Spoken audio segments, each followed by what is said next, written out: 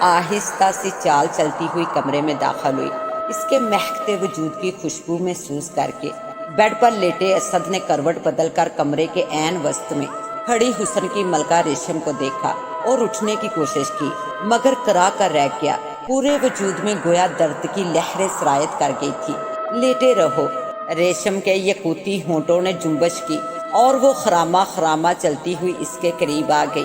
ریشم، تو مجھے اکیلا چھوڑ کر کہاں چلی گئی تھی؟ اسد نے اسے شکوہ کناں نگاہوں سے دیکھا۔ میں نہیں بلکہ تم مجھے اکیلا چھوڑ کر چلے آئے تھے اور پھر پلٹ کر دیکھا بھی نہیں، ریشم نے روٹھے ہوئے لہجے میں کہا اور مڑ کر واپس جانے لگی۔ ریشم وہ چلایا اور ایک بار اٹھنے کی کوشش کی، مگر درد اور تکلیف کی شدت پہلے سے کئی گنا بڑھ چکی تھی۔ ارے یہ کیا کر رہے ہو؟ لیٹے رہو آپ۔ یہ لیڈی ڈاکٹر تھی جو اس کی چیخو پکار سن کر کمرے میں داخل ہوئی تھی۔ ابھی فی الحال ہلنے جلنے کی کوشش نہ کریں، آپ کے زخم کے ٹانکے تازہ ہیں۔ ڈاکٹر نے اس کے سینے پر بندی پٹی کی طرف اشارہ کیا۔ ابھی وہ آئی تھی میرے پاس اس کمرے میں، وہ ایک بار پھر چلایا۔ لگتا ہے صدمے نے آپ کے دل و دماغ پر گہرا اثر ڈالا ہے۔ کل آپ کو اور اس لڑکی کو شدید زخمی حالت میں ہسپتال میں لایا گیا تھا۔ آپ دونوں کو گولیاں لگی تھی۔ آپ کا آپریشن کامیاب رہا، آپ کے سینے سے گولی نکال لی گئی، مگر افسوس وہ لڑکی آپریشن تھیٹر میں ہی دم توڑ گئی۔ ڈاکٹر نے اس کا معائنہ کرتے ہوئے تعصب بھرے لہجے میں کہا، نہیں یہ جھوٹ ہے۔ اس نے ایک بار تکلیف کی شدت پہلے سے کہیں زیادہ محسوس کی۔ آنکھوں کے آگے اندھیرا چھانے لگا اور وہ ہوش سے بیگانہ ہو گیا۔ اسد کے والدین ایک حادثے میں انتقال کر چکے تھے۔ اس کی پرورش کی ذمہ داری اس کے چچا مقبول نے سنبھالی۔ مقبول احمد ہارٹ سرجن تھے۔ ان کا شمار دل کے ماہر ترین سرجن میں ہوتا تھا۔ ان کا بھی صرف ایک ہی بیٹا تھا جس کا نام جمیل تھا۔ دونوں نے ایک ہی ساتھ ملک کے بہترین تعلیمی ادارے میں تعلیم حاصل کی۔ تعلیم مکمل کرنے کے بعد جمیل نے پولیس میں جاب کر لی، جبکہ اسد نے وکالت کا شعبہ چنا۔ ریشم سے اسد کی ملاقات ایک پارٹی میں ہوئی تھی۔ پہلی ہی ملاقات میں دونوں ایک دوسرے کو دل دے بیٹھے۔ وہ ظاہر شاہ کی بیٹی تھی جس کا اچھا خاصا بزنس تھا۔ دولت کی ریل پھیل کے باوجود غرور اس میں نام کا بھی نہ تھا۔ وہ ظاہر شاہ کی اکلوتی بیٹی تھی۔ ماں کا بچپن میں ہی انتقال ہو چکا تھا۔ ظاہر شاہ اپنی لاڈلی بیٹی کی ہر خواہش پوری کرنے کی ہر ممکن کوشش کرتا۔ ان کے بیچ اکثر ملاقاتیں ہونے لگی، مگر ان ملاقاتوں میں پاکیزگی تھی۔ اسد نے جھجکتے ہوئے مقبول احمد سے اپنی پسندیدگی کا ذکر کیا تو انہوں نے ظاہر شاہ کی دہلیز پر جانے میں دیر نہ لگائی، مگر خلاف توقع ظاہر شاہ نے انکار کر دیا۔ اسد ٹوٹ کر بکھر گیا تو ریشم نے کھانا پینا تک چھوڑ دیا اور کچھ ہی دنوں میں بستر سے جا لگی اور مرنے کے قریب ہو گئی تو مجبوراً ظاہر شاہ کو اس کی زندگی بچانے کے لیے حامی بننا پڑی۔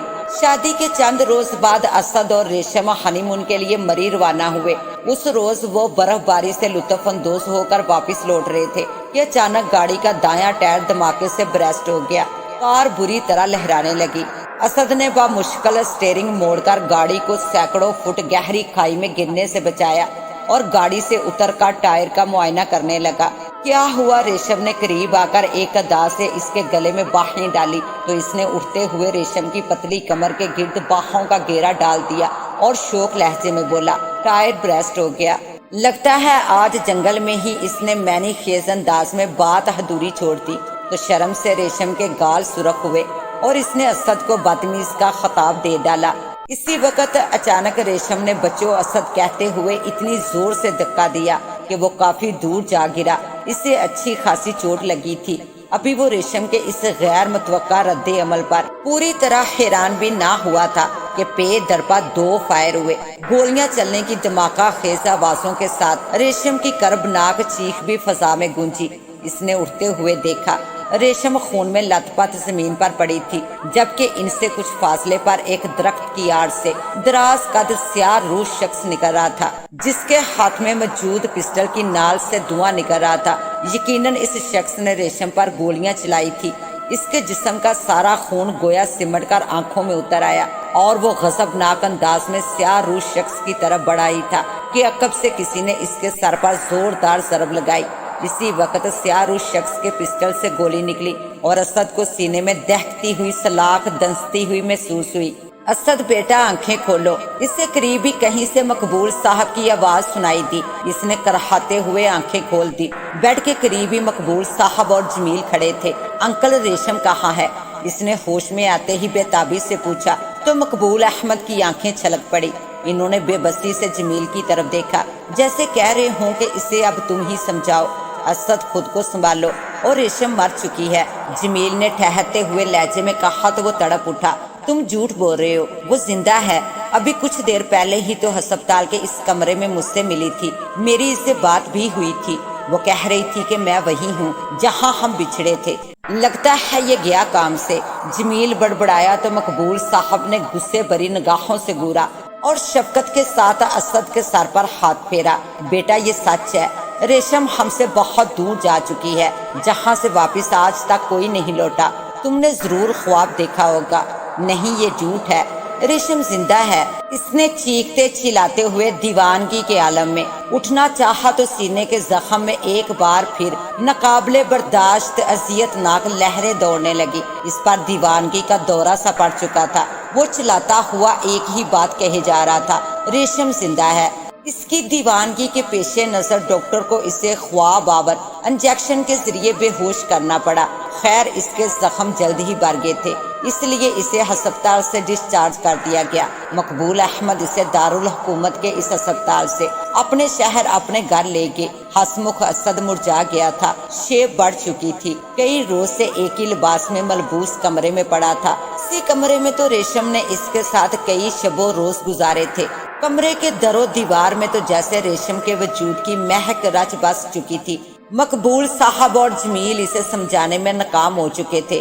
اس روز لیٹے لیٹے جب ریشم کی یاد نے بہت ستایا تو وہ عالم دیوانگی میں اٹھا، میز کی دراز سے اپنا پسٹل نکالا، لاک پن ہٹائی، نال کن پٹی سے نکال کر ٹریگر پر انگلی رکھ دی اور بڑبڑایا، سب کہتے ہیں تم مر چکی ہو، واپس لوٹ کر نہیں آؤ گی۔ اگر یہ سچ ہے تو میں بھی تمہارے پاس آ رہا ہوں۔ ابھی وہ ٹریگر دبانے ہی والا تھا کہ قریبی کہیں سے ریشم کی آواز ابھری، پاگل ہو گئے ہو کیا؟ یہ کیا کر رہے ہو؟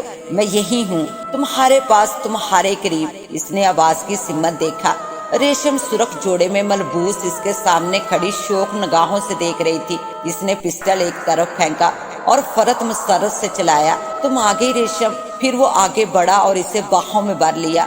جاؤ، میں تم سے نہیں بولتی، میں نے تمہیں بتایا بھی تھا کہ میں تمہیں وہیں ملوں گی جہاں ہم بچھڑے تھے، پھر تم کیوں نہیں آئے؟ ریشم نے روٹھے ہوئے انداز میں کہا۔ پھر سب لوگ کیوں کہہ رہے ہیں کہ تم مر چکی ہو؟ اسد نے پوچھا تو اس کا چہرہ مرجھا گیا۔ ہاں مجھے گولیاں لگی تھی، مر چکی تھی، مگر تمہارے پیار کی خاطر میری اس دنیا میں واپسی ہوئی ہے، میں لوٹ آئی ہوں۔ اس نے اسد کی نگاہوں میں جھانکا۔ اس سے پہلے کہ وہ کوئی جواب دیتا، کمرے کے دروازے پر زوردار دستک ہوئی اور ساتھ ہی مقبول احمد اور جمیل کی آواز سنائی تھی۔ اسد کون ہے؟ کس سے باتیں کر رہے ہو؟ ریشم اس سے الگ ہو کر ایک طرف کھڑی ہو گئی، جبکہ اسد ہنستا ہوا دروازے کی طرف بڑھا۔ انکل ریشم ہے کمرے میں، کہتے ہوئے اس نے دروازہ کھولا۔ وہ دونوں کمرے میں داخل ہوئے۔ کہاں ہے ریشم؟ دونوں کے چہروں پر حیرت کے تاثرات نمایاں تھے۔ اسد مڑا اور اس طرف دیکھا جہاں ریشم کھڑی تھی، مگر اب وہاں وہ موجود نہ تھی۔ ابھی تو یہی تھی میرے قریب میں اس سے باتیں کر رہا تھا، اس نے خود کلامی کے انداز میں کہا۔ لگتا ہے تم نے ضرور پھر کوئی خواب دیکھا ہے، مقبول احمد نے اسے سینے سے لگاتے ہوئے کہا۔ اسد کی حالت دیکھ کر ان کی آنکھوں سے آنسو بہنے لگے تھے۔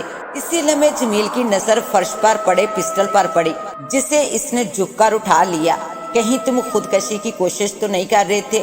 جمیل نے درست اندازہ لگاتے ہوئے کہا اور پسٹل اپنی بیلٹ میں اڑاس لیا۔ ڈیڈی، اسد کی ذہنی حالت درست نہیں، اس حالت میں پسٹل کا اس کے پاس رہنا خطرناک ہو سکتا ہے۔ اس کی بات درست تھی، خود مقبول احمد بھی سمجھ چکے تھے کہ ریشم کی موت نے اسد کو ذہنی مریض بنا دیا ہے۔ اس کا ذہن اس سچائی کو ماننے کو تیار نہیں کہ ریشم مر چکی ہے۔ انہوں نے اسے سمجھا بجھا کر بیڈ پر لٹایا اور سونے کی تاکید کر کے جمیل سمیت کمرے سے نکل گئے۔ اگلے روز جب مقبول صاحب ہسپتال اور جمیل ڈیوٹی پر پولیس اسٹیشن گیا تو وہ دیوانہ وار ریشم کی تلاش میں گھر سے نکل چکا تھا۔ نرگس نے گاڑی گلی کے پرفضا مقام پر روکی اور نیچے اتر کر ارد گرد کے حسین نظاروں کا جائزہ لینے لگی۔ کیا دیکھ رہی ہو؟ اچانک ہی ایک خوبصورت نسوانی آواز قریب سے سنائی دی۔ یہ اسی کی ہم عمر انتہائی خوبصورت لڑکی تھی۔ نرگس اس کی طرف دیکھ کر دوستانہ انداز میں مسکرائی۔ یہاں کے خوبصورت قدرتی نظاروں کو دیکھ رہی ہوں، یوں سمجھ لو کہ یہ کھلی فضا زندگی میں پہلی بار نصیب ہوئی ہے۔ کیا مطلب؟ وہ لڑکی چونکی۔ چھوڑو ان باتوں کو، تم کون ہو اور یہاں کیا کر رہی ہو؟ میں قریب کی بستی میں رہتی ہوں، ویسے تم مجھے بلی کہہ سکتی ہو۔ کیا مطلب؟ اس بار چونکنے کی باری نرگس کی تھی۔ دراصل وہ مجھے پیار سے بلی کہتے ہیں، لڑکی نے شرماتے ہوئے کہا۔ او ہو، تو یہ بات ہے۔ نرگس معنی خیز انداز میں بولی۔ اور تم یہاں کیا کر رہی تھی؟ بلی نے پوچھا۔ میرا نام نرگس ہے، پاپا بزنس کے سلسلے میں پچھلے کئی برسوں سے ملک سے باہر ہے، سال میں ایک آدھ دفعہ ہی چند روز کے لیے ہم سے ملنے آتے ہیں۔ میں دارالحکومت میں اپنی ماما کے ساتھ رہتی ہوں، نہ کوئی دوست نہ کوئی سہیلی۔ وہ اداس لہجے میں بولی۔ تو مجھ سے دوستی کر لو، بلی نے معصومیت سے کہا۔ تو نرگس نے مسکراتے ہوئے اس بات میں گردن ہلائی۔ کچھ ہی دیر میں دونوں بچپن کی سہیلیوں کی طرح گپ شپ کر رہی تھی۔ چلو آنکھ مچولی کھیلے۔ باتوں ہی باتوں میں بلی بولی تو نرگس تیار ہو گئی۔ بلی کے کہنے پر اس نے اپنا دوپٹہ اپنی آنکھوں پر باندھا۔ میں چھپتی ہوں، تم مجھے ڈھونڈو، بلی نے شوق لہجے میں کہا اور ایک درخت کی آڑ میں جا چھپی۔ کہاں ہو تم بلی؟ نرگس دونوں ہاتھ پھیلا کر آگے بڑھتی ہوئی بولی۔ میں یہاں ہوں۔ بلی کی آواز دوسری سمت سے سنائی دی تو وہ آواز کی سمت بڑھنے لگی۔ قدرے فاصلے پر جا کر اس نے ایک بار پھر بلی کو پکارا۔ کہاں ہو تم؟ یہیں تمہارے قریب کچھ فاصلے پر۔ بلی کی آواز قریب سے ابھری تو وہ بے اختیار تیز تیز قدموں سے چلتی ہوئی آگے بڑھی۔ قریب ہی کہیں کسی کے دوڑنے کی آواز سنائی دی۔ اسی پل وہ کسی سے ٹکرائی اور اسے لیے ہوئے اس سمت نیچے جا گری۔ وہ اسد تھا جو ریشم کو ڈھونڈتا ہوا اس طرف آ نکلا تھا کہ نرگس اس سے ٹکرا گئی۔ وہ خود بھی بے دہانی میں اپنا توازن برقرار نہ رکھ سکا اور نرگس سمیت گر پڑا۔ وہ نرگس کے پر حرارت جسم تلے دبا ہوا تھا۔ اس کے حرارت جسم کے لمس نے جیسے جسم میں چونٹیاں سی دوڑا دی تھی۔ ادھر گڑبڑ کا احساس ہوتے ہی نرگس نے آنکھوں کے گرد بندہ دوپٹہ کھولا۔ دونوں کی نظریں ملی تو گویا پلٹنا بھول گئی۔ نرگس کا دل اسی تیزی سے دھڑک رہا تھا کہ جیسے پسلیاں توڑ کر باہر آ جائے گا۔ ماحول پر عجیب سا سکوت چھا چکا تھا۔ اس سکوت کو اسد کی گھبرائی ہوئی آواز نے توڑا۔ پلیز اوپر سے اٹھیے۔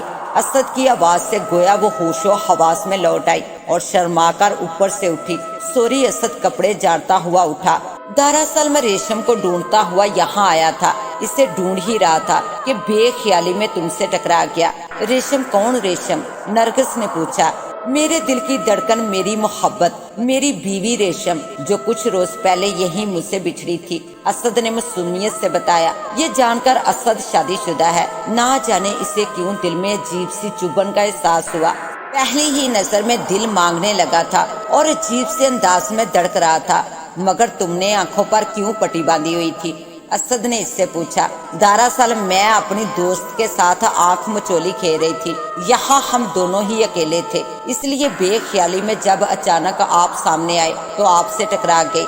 وہ وضاحت کرتے ہوئے بلی کی تلاش میں ادھر ادھر نگاہیں دوڑانے لگی۔ ارے یہ کہاں چلی گئی؟ بلی کو چند لمحے ادھر ادھر دیکھنے کے بعد وہ دوبارہ اسد کی طرف متوجہ ہوئی۔ آپ بتا رہے تھے کہ اپنی بیوی کو ڈھونڈ رہے تھے، وہ کیسے کھو گئی؟ اسد گہرے دکھ اور کرب کے ساتھ اپنی اور ریشم کی داستان حیات سنانے لگا تو وہ دمبا خود سی دور جدید کے اس مجنوں کی کہانی سن رہی تھی، جو یہ جاننے کے باوجود بھی کہ اس کی بیوی مر چکی ہے اسے دیوانوں کی طرح ڈھونڈتا پھر رہا تھا۔ مرنے کے بعد بھی بلا کوئی واپس لوٹا ہے؟ وہ افسردہ لہجے میں پوچھ بیٹھی۔ ہاں، میری خاطر، میری محبت کی خاطر اسے واپس لوٹنا ہی تھا۔ اسی نے تو مجھے یہاں بلایا تھا کہ میں تمہاری خاطر واپس لوٹ آئی ہوں۔ اسد کے لہجے میں دیوانگی اور یقین تھا۔ وہ دیوانہ ناممکن کو ممکن بنانے چلا تھا۔ اس کے اٹل اور پوری یقین لہجے پر وہ اسے دیکھتی رہ گئی جبکہ وہ آگے بڑھ گیا۔ اس نے سوچا یہ اجنبی نہ جانے کیوں مجھے اپنا اپنا سا لگ رہا ہے، یہ جاننے کے باوجود بھی کہ وہ کسی اور کو چاہتا ہے، میرا دل اسے کیوں پکار رہا ہے۔ اسد سڑک پر چلتا ہوا نگاہوں سے اوجھل ہو چکا تھا جبکہ اس کی نگاہیں اسی طرف تھی۔ یہ بلی تھی جو نہ جانے کہاں چھپی بیٹھی تھی، اب اچانک سامنے آ کر شرارت امیز لہجے میں پوچھ رہی تھی، تم کہاں چلی گئی تھی؟ نرگس نے اسے غصے سے کہا تو وہ ہنس پڑی۔ یہیں اس درخت کی آڑ میں چھپی وہ رومانٹک منظر دیکھ رہی تھی جب تم اس سے ٹکرا کر اسے لیے ہوئے نیچے گری تھی اور اس کے اوپر سے اٹھنا بھول گئی تھی۔ سچ بتاؤ، اس نے دل تو نہیں چرا لیا؟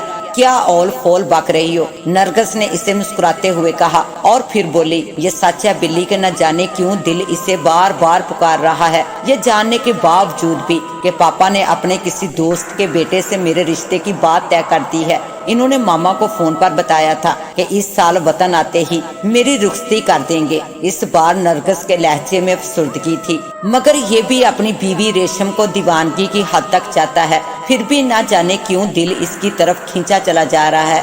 نرگس دھیمے لہجے میں اسے اسد کی سرگشت سنانے لگی۔ نرگس، اگر جذبے صادق ہوں اور لگن سچی ہو تو اس دور میں بھی مجھ سے رونما ہو جاتے ہیں، بلی نے عجیب سے لہجے میں کہا۔ کچھ دیر بعد بلی گھر جانے کا کہہ کر وہاں سے رخصت ہو گئی۔ نرگس اپنی والدہ فمیدہ کے ساتھ دارالحکومت اپنے گھر واپس لوٹ چکی تھی۔ ایک روز وہ خاصی دیر سے اٹھی، ناشتے کے بعد کچھ دیر تک ٹی وی پر اپنا پسندیدہ پروگرام دیکھتی رہی۔ یہ پروگرام اس کا پسندیدہ تھا جسے وہ شوق سے دیکھتی تھی، مگر اس وقت اس کا دھیان بٹ رہا تھا۔ بار بار خیالات اور تصور میں اسد ڈر آتا، نہ جانے کیوں وہ نہ چاہنے کے باوجود اسد کے بارے میں سوچے جا رہی تھی۔ اس نے ٹی وی آف کر دیا۔ کچھ دیر کمرے میں ٹہلنے کے بعد فمیدہ سے اجازت لے کر فراری میں گھر سے نکلی۔ کچھ فاصلے پر ایک موڑ مڑتے ہوئے اسے بلی دکھائی دی جو سڑک کنارے پیدل چلی جا رہی تھی۔ ارے بلی، کہاں جا رہی ہو؟ اس نے گاڑی بلی کے قریب روکتے ہوئے اسے بے تکلفی سے مخاطب کیا۔ بلی نے مڑ کر اسے دیکھا اور رک گئی۔ آؤ بیٹھو۔ نرگس نے ہاتھ بڑھا کر دروازہ کھولا تو وہ خاموشی سے اس کے برابر بیٹھ گئی۔ تم تو دوسری گلی میں رہتی ہو نا، یہاں دارالحکومت میں کیا کر رہی ہو؟ نرگس نے فراری آگے بڑھاتے ہوئے پوچھا۔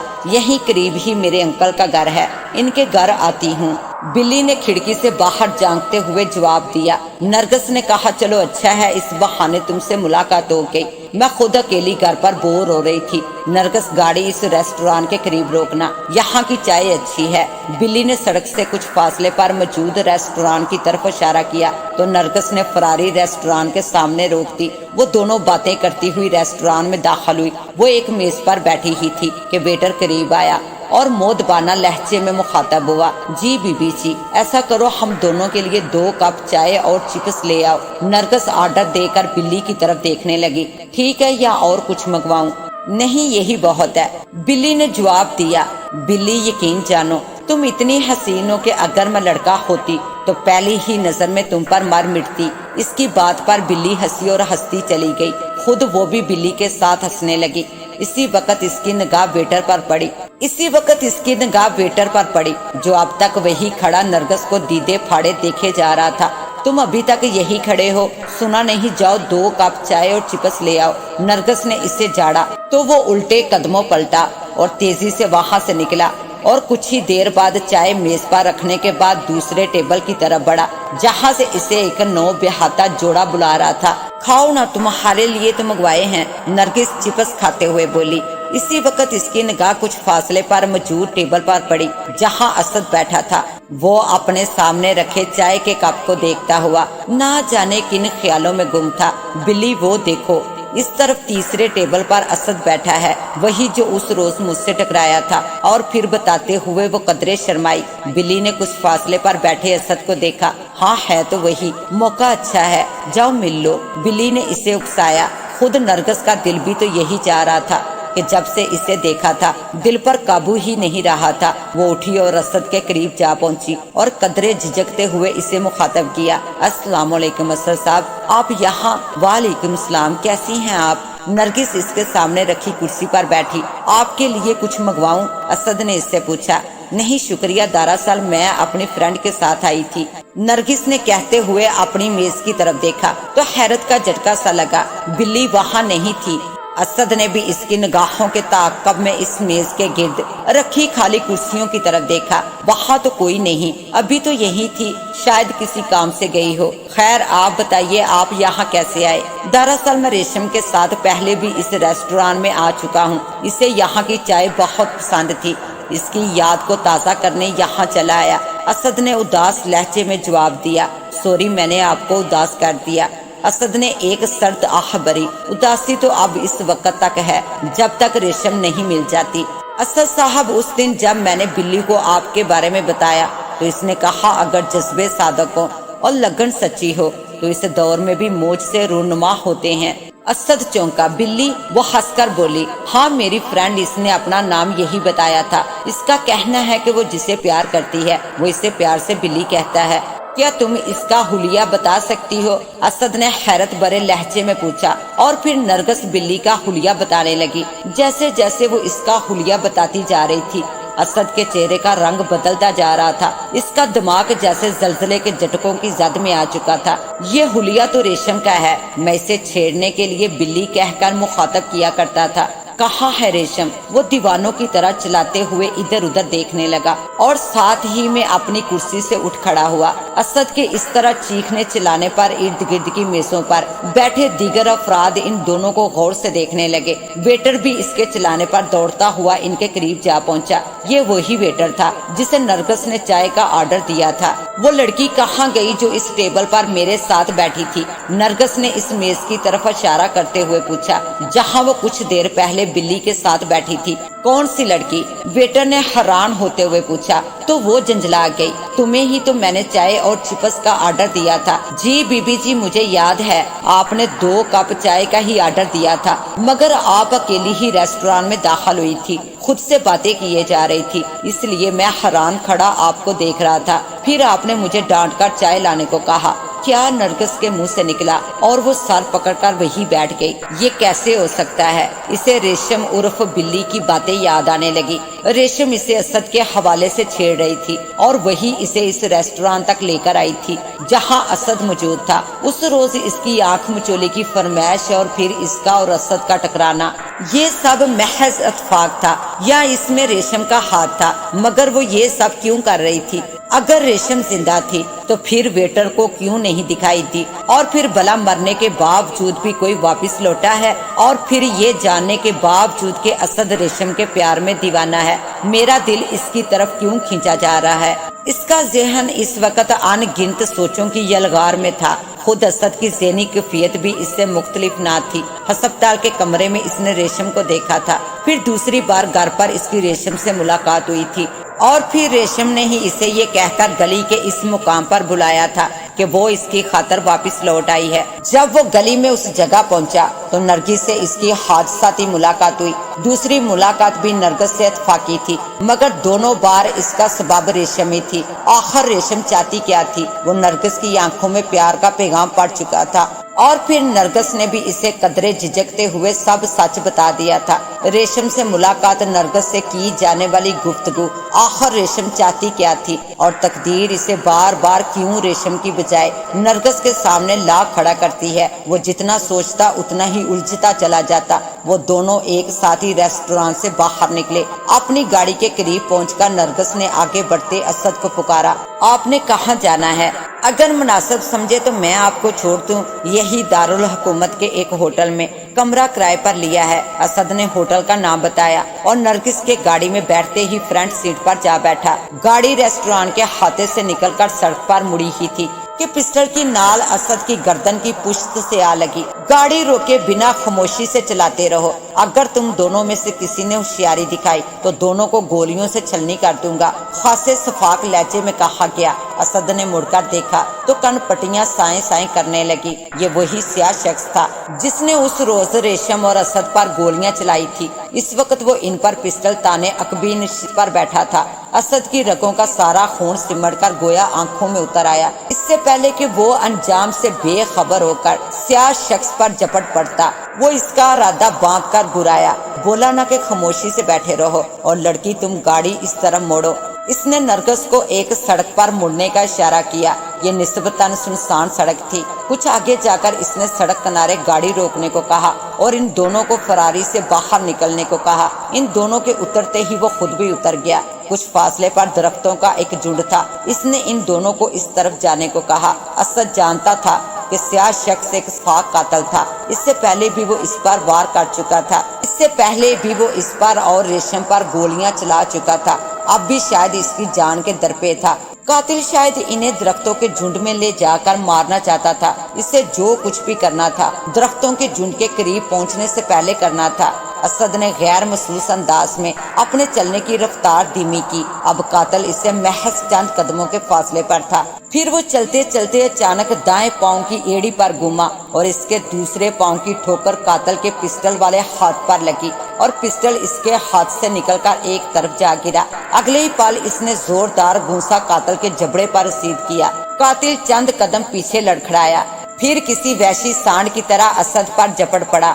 وہ مشینی انداز میں اسد پر لاتے گھونسے برسا رہا تھا۔ اسد کو بے شمار آہنی ضربات اپنے جسم پر سہنا پڑی۔ اسد ایک وکیل تھا جبکہ اس کا مقابل سفاق قاتل فائٹر تھا۔ وہ جان چکا تھا کہ زیادہ دیر وہ قاتل کے مقابلے پر نہیں ٹھہر سکتا۔ خوش قسمتی سے ایک موقع پر اسد کا داؤ چل گیا۔ اس کی کک قاتل کی ٹانگوں کے بیچ نازک مقام پر لگی۔ وہ درد بھری آواز نکالتا ہوا رکوع کے بل جھکا۔ اسی لمحے اسد کی نگاہ ایک طرف پڑے قاتل کے پسٹل پر پڑی جسے اس نے اٹھا کر قاتل پر تان لیا۔ کچھ دیر بعد قاتل کے استان بحال ہوئے تو وہ سیدھا کھڑا ہو گیا۔ اب شرافت سے بتاؤ تم کون ہو اور اس روز ہم پر کیوں گولیاں چلائی؟ کیا بگاڑا تھا ہم نے تمہارا؟ وہ غضب سے دہاڑا، میں طوفان خان ہوں، کرائے کا قاتل بھی کہہ سکتے ہو۔ پہلے قاتلانہ حملے میں بچنے کے بعد تم محتاط رہتے تو شاید زندہ بچ جاتے، مگر تم نے اس لڑکی سے رشتہ جوڑ کر اپنی موت کے پروانے پر خود ہی دستخط کر دیے ہیں۔ اب تمہیں ہر حال میں مرنا ہے۔ پسٹل اسد کے ہاتھ میں ہونے کے باوجود وہ ذرا برابر بھی خوفزدہ نہ تھا۔ تو تم اس طرح نہیں مانو گے، ٹھیک ہے، پولیس خود تم سے سچ گلوا لے گی۔